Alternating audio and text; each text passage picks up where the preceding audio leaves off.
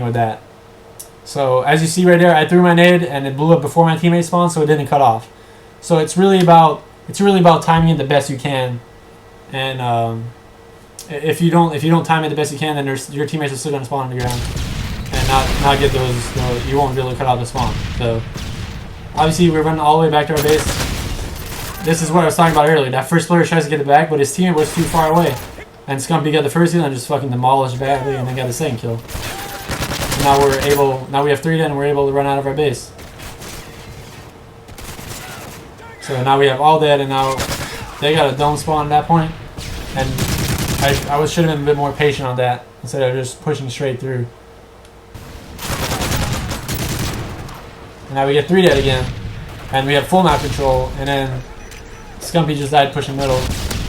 And whoever spawned our middle should have been going through middle, but didn't. And right here I got. This is the important thing, okay? This is something you have to do when you're pushing their base. If you have a guy loading, they're either going to spawn in their base or outside their base. You always want to stun the door.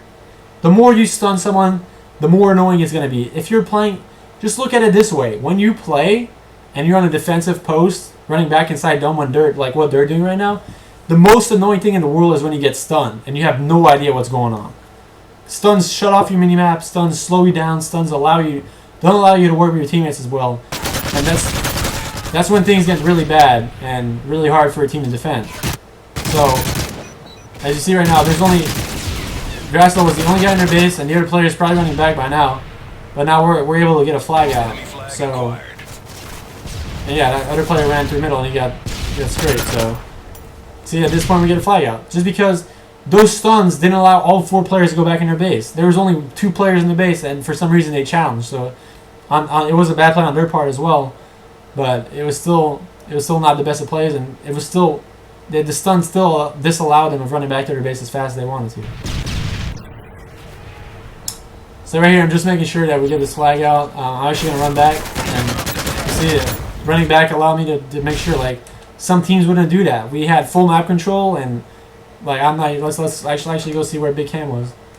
How did Big Cam get there? You see, he's fucking spawn loading. Are you fucking serious? 2 of them got loading spawn.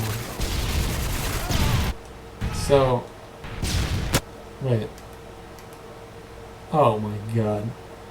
3 players got loading spawn. Ugh, this map is so ridiculous. Alright, regardless. So, as you see right there, 3 guys got loading spawns for some reason. I'm not entirely sure why, as we had no one in their middle, but whatever, shit happens. And I was actually backing up for the middle guy. That's my thought process at this point. I'm like, I don't really have anyone watching middle as much. He could run through our underground, so... And at this point, we're up 2 flags, so every flag we get here is like something better for us. And Merrick got some shots on that guy, so at this point I'm able to run this back and get the flag back. So... And then... that was a bad play. That was a really bad play on my part. This was miscommunication between my team.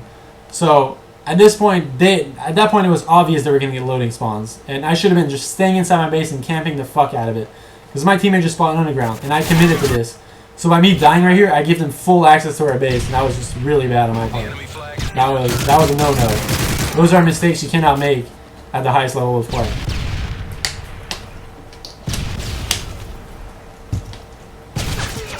So that single play I made is going to end up in a straight cap for them. There's nothing we can do to stop this. Those are like slight mistakes you just cannot make. You never want to give up loading side that easily. This is my teammate weren't spawning in my base. That totally gave him a free cap because we were in a terrible spot.